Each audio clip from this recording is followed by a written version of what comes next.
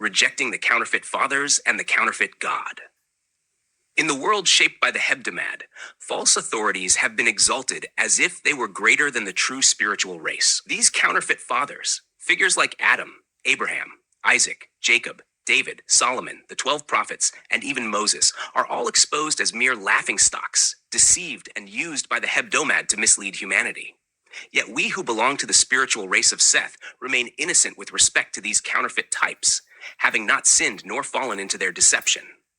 In this document, we reject these false fathers and the counterfeit God who exalts himself over the true Father, affirming the greatness of Seth and his brothers, who alone possess the genuine knowledge and power.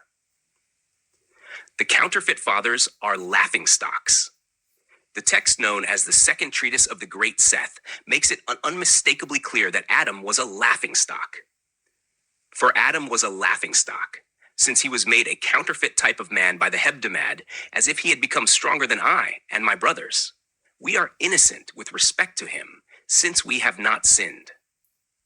Adam was fashioned by the Hebdomad as a copy, a shadow, a counterfeit of the true man that Seth and his brothers represent.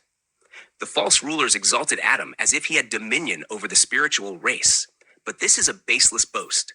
The spiritual race remains innocent and unsullied, untouched by the corruption that clings to Adam's counterfeit image. This same indictment extends to the patriarchs who are venerated in the material world. And Abraham and Isaac and Jacob were a laughingstock, since they, the counterfeit fathers, were given a name by the Hebdomad, as if he had become stronger than I and my brothers. We are innocent with respect to him, since we have not sinned. Abraham, Isaac, and Jacob, the very fathers of natural religious traditions, are called counterfeit because they derive their status from the Hebdomad's deception. The names and titles they bear are not from the true deity, but are imposed by the archons of the natural world to establish a false lineage and a false claim to divine authority. The spiritual race recognizes this for what it is, a sham, and remains blameless in relation to their pretensions. Even the royal figures are mocked in this way. David was a laughingstock in that his son was named the Son of Man, having been influenced by the Hebdomad, as if he had become stronger than I and the fellow members of my race. But we are innocent with respect to him. We have not sinned. David's son, who bore the title Son of Man, was also ensnared in the archon's web of deception. The title itself, exalted in the natural world, is here shown as part of the counterfeit scheme.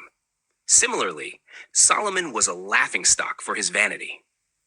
Solomon was a laughingstock, since he thought that he was Christ, having become vain through the Hebdomad, as if he had become stronger than I and my brothers, but we are innocent with respect to him. I have not sinned. The 12 prophets, revered as voices of divine truth, are likewise denounced. The 12 prophets were laughingstocks, since they have come forth as imitations of the true prophets. They came into being as counterfeits through the Hebdomad, as if he had become stronger than I and my brothers. But we are innocent with respect to him, since we have not sinned.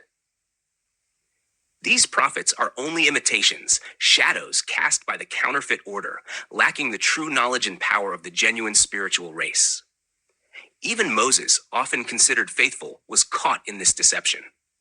Moses, a faithful servant, was a laughingstock, having been named the friend, since they perversely bore witness concerning him who never knew me. Neither he nor those before him, from Adam to Moses and John the Baptist, none of them knew me nor my brothers. This is a profound rejection of the entire religious tradition from Adam to John the Baptist, emphasizing that none truly knew the spiritual race or the true Father.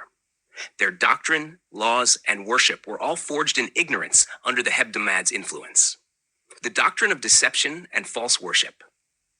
The false fathers and prophets upheld a doctrine of angels to observe dietary laws and bitter slavery, since they never knew truth, nor will they know it. For there is a great deception upon their soul, making it impossible for them ever to find a noose of freedom in order to know him, until they come to know the Son of Man. The natural world's laws and rituals, designed by the Hebdomad, are a bitter bondage that imprisons souls. Only by knowing the true Son of Man, the heavenly Christ and his brothers, can one be freed from this deception. A counterfeit God, the Archon's empty glory. At the heart of this false system is the Archon himself, who claims a false godhood. For the Archon was a laughingstock because he said, I am God, and there is none greater than I.